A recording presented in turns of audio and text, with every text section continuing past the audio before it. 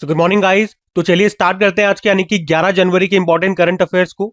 और आज बहुत सारे इंपॉर्टेंट प्रश्न मैं आपको कराऊंगा, जिसमें देखो सबसे इंपॉर्टेंट प्रश्न ये रहा आपके सामने कि अभी हाल ही में एसएज सीरीज 2025-26 को किसने जीत लिया है। तो उसका सही उत्तर होगा ऑस्ट्रेलिया ने। देखो पहले हम समझे एसएज सीरीज के बारे में। तो क्रिकेट की एक सीरीज है, नाम से ही पता होगा आपको। ये ऑस्ट्रेलिया और इंग्लैंड के बीच होने वाली सबसे पुरानी टेस्ट क्रिकेट सीरीज है। इनके बीच होती है, मतलब ऑस्ट्रेलिया और इंग्लैंड के बीच में होती है। ये 5 टेस्ट मैचेस की ये एक सीरीज होती है और याद रखना हर 2 साल में एक बार होती है।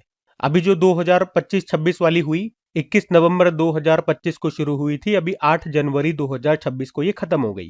कहां पर हुई थी? ऑस्ट्रेलिया में। एक बार ऑस्ट्रेलिया, एक बार ब्रिटेन, ऑस्ट्रेलिया ब्रिटेन, ऐसे होती रहती है। तो अभी वाली ऑस्ट्रेलिया में हुई है और इसको जीत लिया ऑस्ट्रेलिया ने। ये ऑस्ट्रेलिया ने 35वीं बार जीता है इसको, सबसे ज्यादा बार ऑस्ट्रेलिया ने जीता है।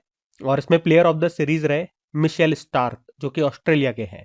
इस सीरीज की शुरुआत कब हुई थी, यानी कि पहली बार इसको खेला गया था 1882 में, तब इंग्लैंड में खेला गया था और इसको तब भी ऑस्ट्रेलिया ने ही जीता था। ठीक है, तो ये आपको ध्यान रखना है और ये इसको इंपॉर्टेंट प्रश्न आप मार्क करेंगे। अब एक प्रश्न मैं आपसे पूछता हूं और मैं आपसे एग्जाम में आया हुआ प्रश्न ही पूछ रहा हूं। तो ये रहा प्रश्न आपके सामने। अब जैसे मैं बीच बीच में आपसे होमवर्क प्रश्न आपको देता हूं, कुछ भी प्रश्न आपसे पूछ लेता हूं, अब मैं कुछ ऐसे प्रश्न भी बीच में डाला करूंगा जो कि एग्जाम में पूछे हुए प्रश्न होंगे, उसी प्रश्न से संबंधित। और वो पहले मैं आपको बताऊंगा, उसके बाद पूछूंगा। अभी इस प्रश्न का उत्तर मैं आपको पीछे दे चुका हूं, उसके बाद मैं आपसे पूछ रहा हूं और ये एग्जाम में पूछा गया प्रश्न है। इससे ये पता चलेगा कि आप लेक्चर को कितना ध्यान से सुन रहे हो। इससे आपकी एकाग्रता बढ़ेगी कि यार ध्यान से सुन लूं, ध्यान से पढ़ लूं, सटाक से एक प्रश्न मेरे सामने आ जाएगा जो कि इससे संबंधित एग्जाम में आया हुआ प्रश्न होगा। कम से कम एग्जाम में पूछे हुए प्रश्नों को तो आप ध्यान से पढ़ोगे। अब कुछ इसी तरह की क्रिकेट की कुछ इंपॉर्टेंट कप्स होते हैं, वो मैं आपको रिवाइज करवा देता हूं अभी 2025 में जो हुए थे। देखो, एक हमने रणजी ट्रॉफी पढ़ी थी, ये सारे इसके एडिशन लिखे हुए हैं। मैं आपको ये बताऊंगा कौन सा किसने जीता और किसको हराया। विदर्भ ने जीता था, केरल को हराया था। दुलीप ट्रॉफी सेंट्रल जोन ने जीता था, साउथ जोन को हराया था। विजय हजारे ट्रॉफी कर्नाटक ने जीता, विदर्भ को हराया। सैयद मुश्ताक अली ट्रॉफी झारखंड ने जीता, पहली बार जीता, हरियाणा को हराया था। ईरानी कप विदर्भ ने जीता था, शेष भारत को हरा करके। और सीके नायडू ट्रॉफी को पंजाब ने जीता था, मुंबई को हरा करके। ये सारी की सारी क्रिकेट से संबंधित ट्रॉफीज है हमारी। ठीक है, तो इनको ध्यान में रखना। अगला प्रश्न देखते हैं। और हाँ, आगे बढ़ने से पहले बता दूं, आज वीकली करंट अफेयर्स वाला वीडियो भी आने वाला है। और कल मैंने आप लोगों से बिहार दरोगा के लिए कहा था कि भाई टॉपिक वाइज चलेगा क्या, टॉपिक वाइज डाल दूं, तो आप लोग सब सहमत हो, टॉपिक वाइज डाल दो। और उसमें भी मैंने आपसे पूछा था कि वन लाइनर में डालूं या थोड़ा बहुत डिस्क्रिप्शन दे दूं। तो मैक्सिमम लोगों ने कहा कि थोड़ा बहुत डिटेल चलेगा, क्योंकि आजकल जरूरी नहीं जैसा प्रश्न होता है वैसा उठ के आ जाए, थोड़ा आगे पीछे से भी प्रश्न बन जाते हैं। तो कोशिश करूंगा आज ही आपको शाम तक वीडियो मिल जाए, आज नहीं मिला तो कल मिल जाएगा। ठीक है, अभी अगले प्रश्न की ओर बढ़ते हैं। फिर अगले में पूछ रहे हैं, अभी हाल ही में सड़क निर्माण के लिए बायोबिटामिन का व्यावसायिक उत्पादन करने वाला दुनिया का पहला देश कौन सा बन गया है। इंपॉर्टेंट प्रश्न है ये भी। इसका उत्तर होगा भारत। और भारत है इसलिए डबल इंपॉर्टेंट हो गया हमारे लिए। तो भारत रोड कंस्ट्रक्शन के लिए अब बायोबिटामिन का व्यावसायिक उत्पादन करने वाला पहला देश बन गया है। पहले बिटुमिन को आप समझो। बिटुमिन एक चिपचिपा काला पदार्थ होता है जो कच्चे तेल से मिलता है। सिंपल सा आपको समझाऊं तो डामर आपने देखा है, डामर से रोड बनते थे। बचपन में आपने डामर को हाथ में भी लिया होगा, गोल गोल गोलियां बनाई होगी जिससे सड़क बनती थी। काले काले ड्रम में उसको पिघलाते थे रोड किनारे, वो बिटुमिन है। वो एक पेट्रोलियम उत्पाद है। पर अब हम उसके स्थान पे बायो बिटुमिन लेकर के आए हैं। आप कह सकते हो ये बिटुमिन का इको फ्रेंडली ऑल्टरनेटिव है, एक विकल्प है जो कच्चे तेल की बजाय पौधों और कृषि अपशिष्टों से बनाया जाता है। तो उसकी जगह बायो बिटुमिन का इस्तेमाल करेंगे हम। अच्छा, ऐसा करने से फायदा क्या होगा साहब? तो सबसे महत्वपूर्ण फायदा तो यही होगा, बायो बिटुमिन बनाने में पारंपरिक बिटुमिन के मुकाबले ग्रीन हाउस गैसेस का उत्पादन काफी कम होता है। उसके अलावा ये कृषि अपशिष्टों से बनता है, तो इससे किसानों को फायदा होगा। वो अपना कृषि का कचरा हमें बेच देंगे, मतलब कंपनियों को बेच देंगे, उसके बदले में उनको पैसे मिल जाएंगे। वैसे भी वो जलाते ही थे उसको, तो ये भी एक पॉइंट हो गया। जो पराली जलाते थे उससे क्या होता है, एक तो किसानों को कोई फायदा नहीं है, पर्यावरण में प्रदूषण और फैलता है, तो वो भी नहीं होगा। तो फायदा ही फायदा है। ठीक है, तो सिंपल सा याद रखेंगे भैया, सड़क निर्माण के लिए बायो बिटुमिन का व्यावसायिक उत्पादन करने वाला दुनिया का पहला देश कौन सा बना? तो आंसर होगा भारत। अब यहाँ पे देखो, कुछ सड़कों से ही संबंधित प्रश्न मैं आपको बताता हूँ। एक याद रखना, भारत और मोरक्को को सड़क सुरक्षा मानकों को बढ़ाने के लिए Prince Michael road safety award से सम्मानित किया गया था। यह सड़क सुरक्षा के क्षेत्र में सर्वोच्च पुरस्कार है। इसके अलावा ministry of road and transport highway की वार्षिक रिपोर्ट 2024-25 के अनुसार सड़क नेटवर्क के मामले में भारत दुनिया में दूसरे स्थान पर है, पहले स्थान पर अमेरिका है।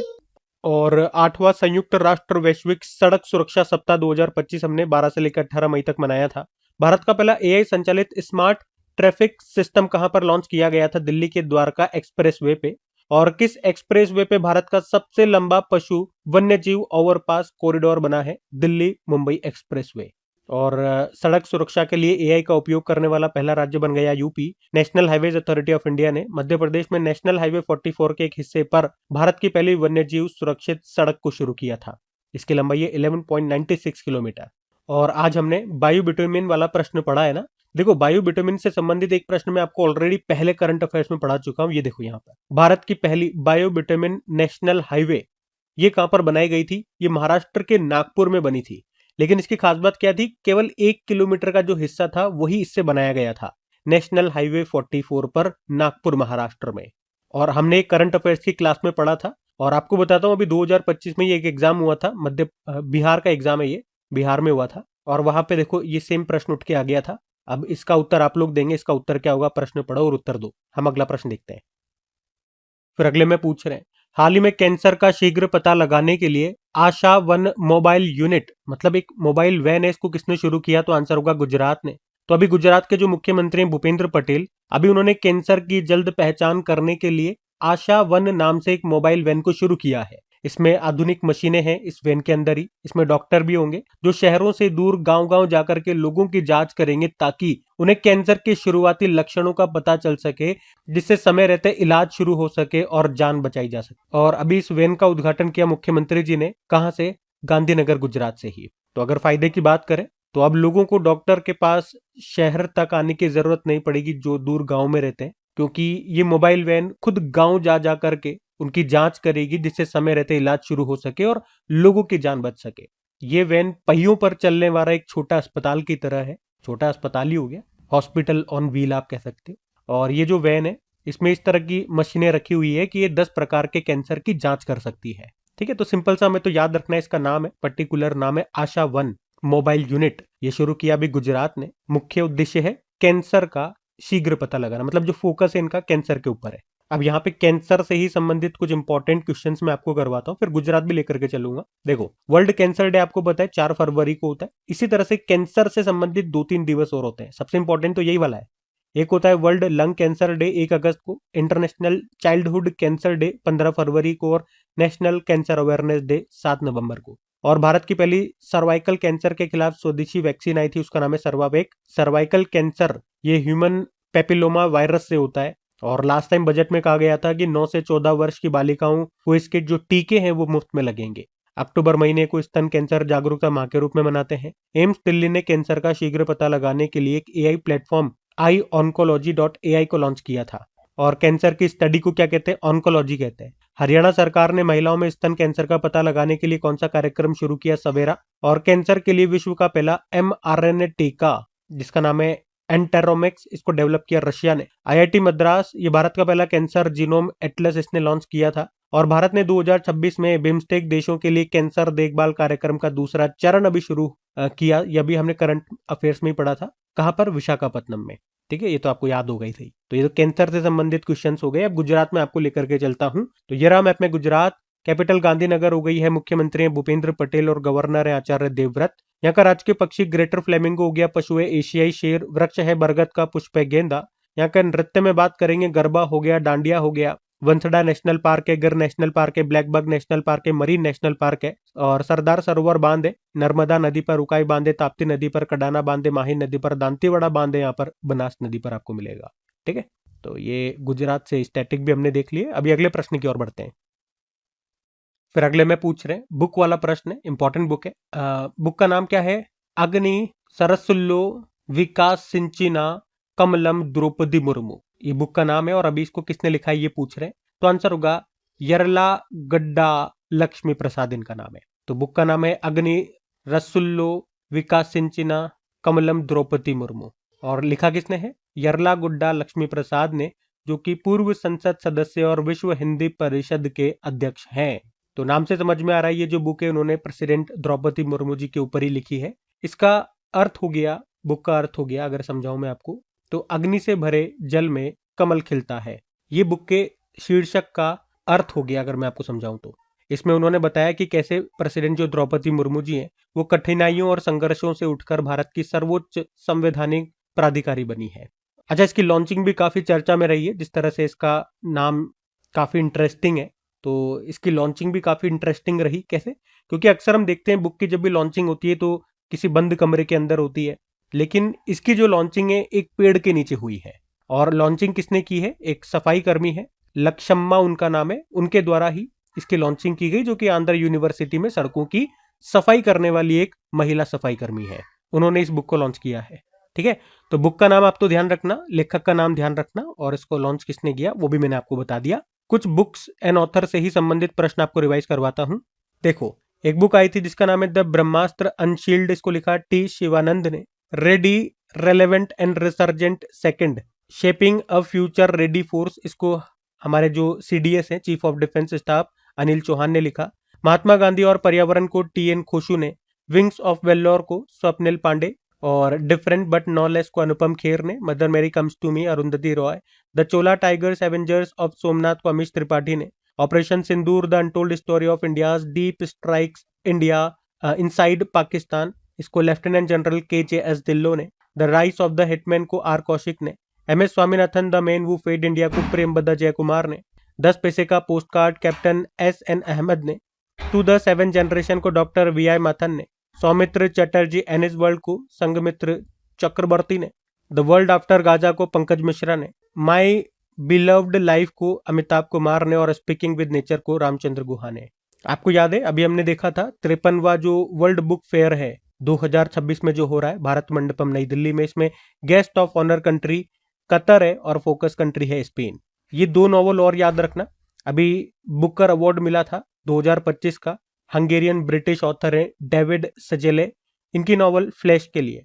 और इंटरनेशनल बुकर अवार्ड बानू मुश्ताक को मिला था, जो कि भारतीय हैं, इनकी पुस्तक हार्ट लैम्प के लिए, जो कि मूल रूप से कन्नड़ भाषा में लिखी गई पुस्तक है। इसका अंग्रेजी में ट्रांसलेट किया था दीपा बास्ती ने। ठीक है, तो सब बातें ध्यान में रखें। अगला प्रश्न देखते हैं। फिर अगले में पूछ रहे हैं, हाल ही में उत्तराखंड हाई कोर्ट के नए चीफ जस्टिस के रूप में अभी किसे नियुक्त किया गया? तो आंसर होगा मनोज कुमार गुप्ता को। तो सिंपल सा याद रखेंगे, अभी जस्टिस मनोज कुमार गुप्ता को उत्तराखंड हाईकोर्ट का नया चीफ जस्टिस बनाया गया है। और इस तरह से उन्होंने जस्टिस गुहानथन नरेंद्र का स्थान लिया, जो भी रिटायर्ड हो गए। अच्छा, एक और हाईकोर्ट में चीफ जस्टिस का अपॉइंटमेंट है, उसके लिए अलग से प्रश्न नहीं बना रहा हूं, यहीं पे बता रहा हूं। सिक्किम हाईकोर्ट, सिक्किम हाईकोर्ट में भी अभी चीफ जस्टिस बन गए हैं, नाम है ए मोहम्मद मुश्ताक। और अगर आपको याद हो, अभी 4-5 दिन पहले की बात है, 3-4 जगह पे नए चीफ जस्टिस बने थे, वो भी आप रिवाइज कर लो। जैसे पटना हाईकोर्ट में चीफ जस्टिस बने थे संगम कुमार साहू। ये हाईकोर्ट में जो चीफ जस्टिस बनते हैं ना, ये ज्यादातर इंपॉर्टेंट स्टेट वालों के लिए रहते हैं, जैसे कि पटना वाले याद रख लेंगे। केरल हाईकोर्ट में नए चीफ जस्टिस बने थे सोमेन सेन। मेघालय हाईकोर्ट में चीफ जस्टिस बने थे रेवती प्रशांत मोहिते डेरे। और झारखंड हाईकोर्ट, अब ये झारखंड वाले याद रखना, झारखंड हाईकोर्ट के नए चीफ जस्टिस बन गए भैया आपके महेश शरद चंद सोनाग। और आज हमने उत्तराखंड और सिक्किम का देखा। और हाईकोर्ट की बात करते हैं, पहले कुछ स्टैटिक पॉइंट्स कवर करेंगे। हाईकोर्ट के बारे में संविधान के किस अनुच्छेद में उल्लेखित है? तो आर्टिकल 214 से लेकर 231 तक। टोटल कितने हाईकोर्ट है? 25 है। 25वां कौन सा है? नवीनतम अमरावती हाईकोर्ट। और हाईकोर्ट में पहली महिला जज पूछे तो अन्ना चांडी रही थी, केरल हाईकोर्ट से थी। और हाईकोर्ट में पहली महिला चीफ जस्टिस पूछे तो लीला सेठ थी, हिमाचल प्रदेश हाईकोर्ट से थी। उसके अलावा जो चीफ जस्टिस होते हैं उनको अपॉइंट कौन करते हैं? उनकी नियुक्ति करते हैं प्रेसिडेंट, आर्टिकल 217 के अनुसार। और उनको शपथ दिलाते हैं राज्य के गवर्नर, आर्टिकल 219 के अनुसार। उसके अलावा हाईकोर्ट किस अनुच्छेद के तहत रिट जारी करता है? 226। और हाईकोर्ट किस अनुच्छेद के तहत एक अभिलेख न्यायालय है? 215। और देश का सबसे बड़ा हाईकोर्ट परिसर ये बना है रांची में। अच्छा, ऊपर तक यहाँ तक मैंने स्टैटिक जो भी इंपॉर्टेंट बनते हैं, जहां प्रश्न पूछे गए वो कराए। अब मैं आपको करंट अफेयर्स वाले प्रश्न बता रहा हूँ। एक याद रखना, क्षेत्रीय भाषा में फैसला प्रकाशित करने वाला पहला हाईकोर्ट बना केरल हाईकोर्ट मलयालम भाषा में। और मासिक धर्म अवकाश नीति शुरू करने वाला देश का पहला हाईकोर्ट बना था Sikkim high court. Negotiable instrument act के मामलों को संभालने के लिए देश का पहला डिजिटल कोर्ट कहां पर शुरू हुआ था? केरल के कोल्लम में। और अभी कल ही पढ़ा है हमने, केरल के वायनाड जिले के कलपेट्टा में भारत का पहला पूर्णतः कागज रहित जिला न्यायालय डिस्ट्रिक्ट कोर्ट का भी उद्घाटन किया गया। हमारे जो चीफ जस्टिस ऑफ इंडिया हैं सूर्यकांत जी, उन्होंने उद्घाटन किया था। ठीक है, तो ये सारी बातें ध्यान में रखना, इंपॉर्टेंट जानकारियां हैं। हम अगला प्रश्न देखते हैं। फिर अगले में पूछ रहे हैं, हाल ही में भारतीय भाषाओं पर तीसरा अंतर्राष्ट्रीय सम्मेलन कहां पर हुआ? तो आंसर होगा नई दिल्ली में। तो भारतीय भाषाओं पर अंतर्राष्ट्रीय सम्मेलन 2026, इंग्लिश में बोलोगे तो international conference on Indian languages 2026। अभी इसका ये तीसरा एडिशन हुआ। कहां पर हुआ? नई दिल्ली में हुआ। इसका उद्घाटन किया हमारे जो वाइस प्रेसिडेंट है सीपी राधाकृष्णन जी ने। और यहाँ पे उन्होंने कहा कि भाषा भाषा ये सभ्यता की अंतरात्मा है, ये उन्होंने कहा। और इस सम्मेलन का आयोजन करने का उद्देश्य क्या रहा? भारतीय भाषाओं को संरक्षित करना, उनका अध्ययन करना और उन्हें वैश्विक स्तर पर बढ़ावा देना। अब सम्मेलन से संबंधित प्रश्न है, तो चलो कुछ सम्मेलन ही आपको, कुछ समिट से आपको रिवाइज करवा दें। देखो, अभी 150वां जो इंटर पार्लियामेंट्री यूनियन समिट हुआ था उज्बेकिस्तान में, और ये प्रश्न अभी एग्जाम में आ भी चुका है। नाटो समिट अभी हुआ था हेग नीदरलैंड में। पहली आसियान भारत क्रूज वार्ता चेन्नई में। शहरी स्थानीय निकायों का प्रथम राष्ट्रीय सम्मेलन मानेसर गुरुग्राम में। एशियाई राज्यों की 23वीं रासायनिक हथियार निषेध संगठन की क्षेत्रीय बैठक हुई नई दिल्ली में। पूर्वी क्षेत्रीय परिषद की 27वीं बैठक रांची झारखंड में। दूसरा बिम्स्टेक बंदरगाह सम्मेलन, यह भी विशाखापत्तनम आंध्र प्रदेश में हुआ। सुशासन प्रथाओं पर राष्ट्रीय सम्मेलन हुआ भुवनेश्वर में। समुद्र वित्त शिखर सम्मेलन, यह भी नई दिल्ली में हुआ। और तीसरा United Nation conference on landlock developing countries का आयोजन हुआ तुर्कमेनिस्तान के अवाजा में। वैश्विक प्लास्टिक संधि वार्ता आईएनसी 5.2 ये हुई थी जेनेवा में। आईएनसी मतलब हो गया इंटर गवर्नमेंटल नेगोशिएटिंग कमिटी।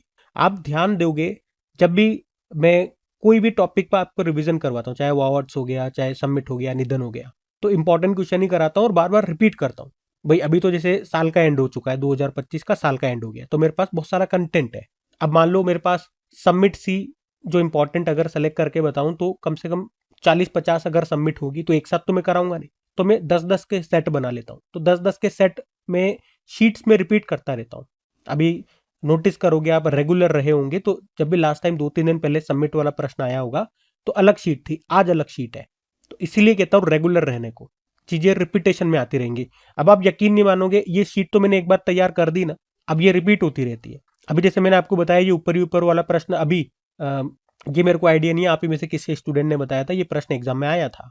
और जिसमें से एक और मुझे ध्यान है, ये एक था बिम्स्टेक वाला, कहाँ गया, ये बिम्स्टेक बंदरगाह सम्मेलन वाला। ये प्रश्न अभी शायद ईएमआरएस का कोई एग्जाम हुआ था, वहां पर ये प्रश्न पूछा गया था करंट अफेयर्स में सबमिट से। ये तो वो है जो मुझे मालूम चल जाते हैं, आप लोगों के थ्रू ही मालूम चलते हैं। बाकी और भी बहुत सारे प्रश्न पूछे जाते हैं। तो कहने का मकसद क्या है, मैं शीट बदल बदल के आपको रिवाइज करवाता रहता हूं, लेकिन रेगुलर आपको रहना पड़ेगा।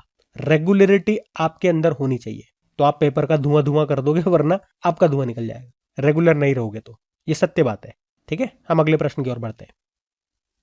फिर अगले में देखो क्या पूछ रहे हैं। अभी विश्व हिंदी दिवस कब मनाया गया? तो आप सभी जानते हो 10 जनवरी को मनाते हैं, वर्ल्ड हिंदी डे के रूप में। अच्छा, अगर बात करें कि 10 जनवरी को ही क्यों मनाते हैं, क्योंकि 10 जनवरी 1975 1975 को नागपुर महाराष्ट्र में पहला विश्व हिंदी सम्मेलन हुआ था, तो उसी की याद में हम 10 जनवरी को मनाते हैं। और इस पहले विश्व हिंदी सम्मेलन का उद्घाटन किया था हमारे जो तत्कालीन प्रधानमंत्री थी इंदिरा गांधी, उन्होंने।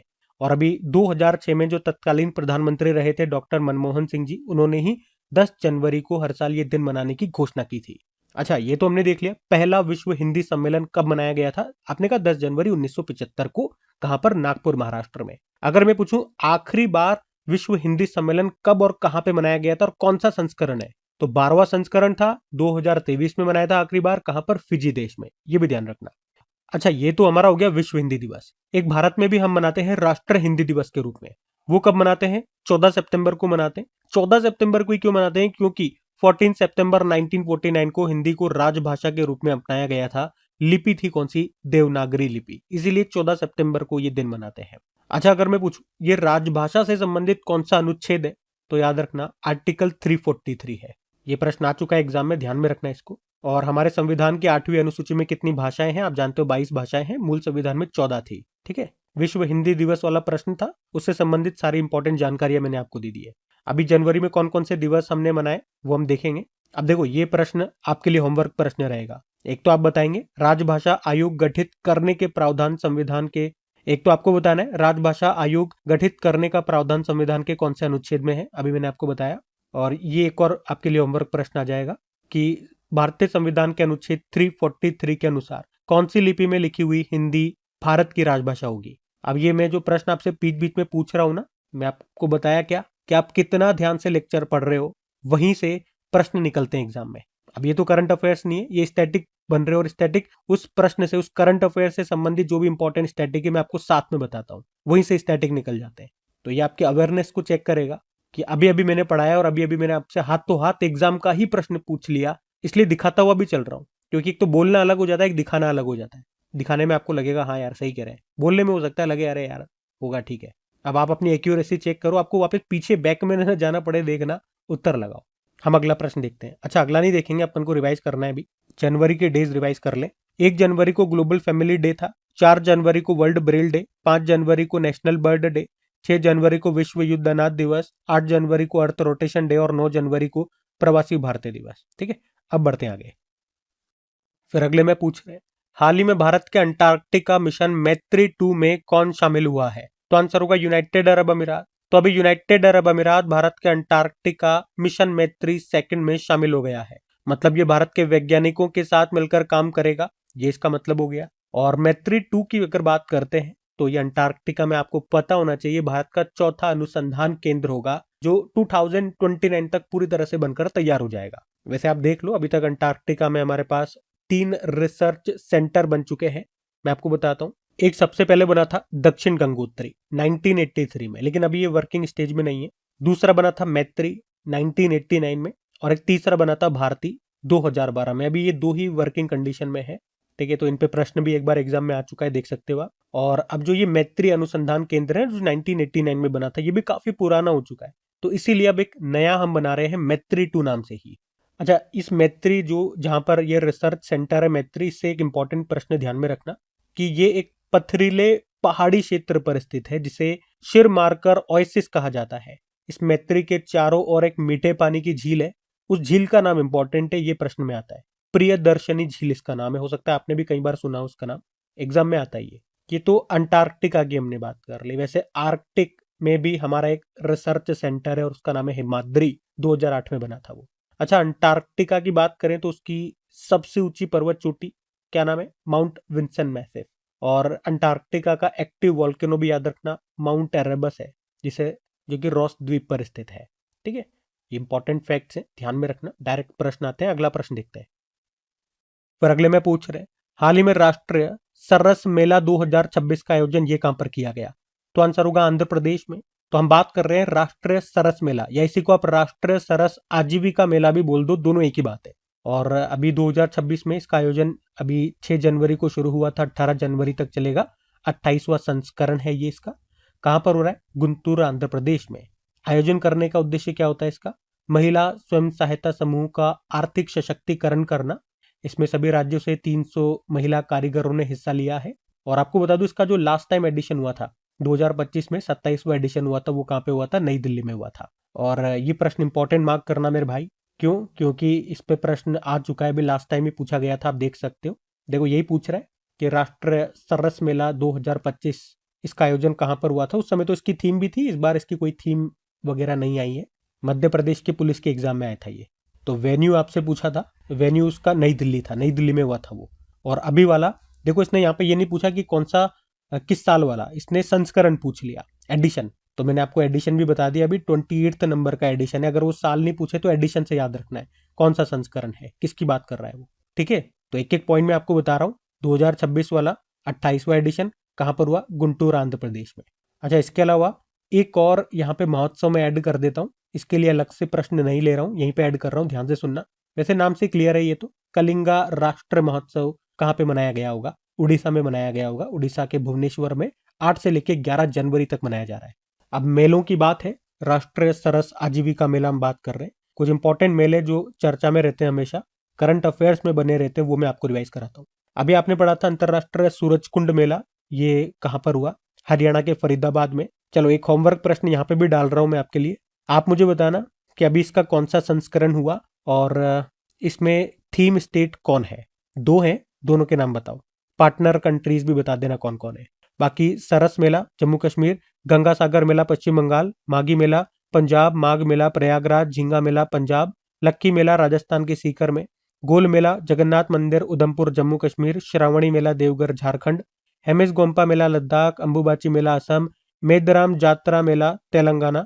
कुंभ के बाद दूसरा सबसे बड़ा मेला ये। कुंभ मेला 4 स्थानों पे लगता है, हरिद्वार, प्रयागराज, उज्जैन, नासिक। पुष्कर मेला राजस्थान, नौचंडी मेला मेरठ, सोनपुरी मवेशी मेला बिहार, परशुराम कुंड मेला अरुणाचल प्रदेश, पूसा कृषि विज्ञान मेला 2025 ये हुआ था नई दिल्ली में, माधवपुर मेला गुजरात, और 27वां सरस आजीविका मेला ये देखो 2025 वाला है। अब इसको हम एडिट कर देंगे, ये हट जाएगा। अब हम 2026 की बात करेंगे, जो 28वां संस्करण है, ये हुआ गुंटूर आंध्र प्रदेश में।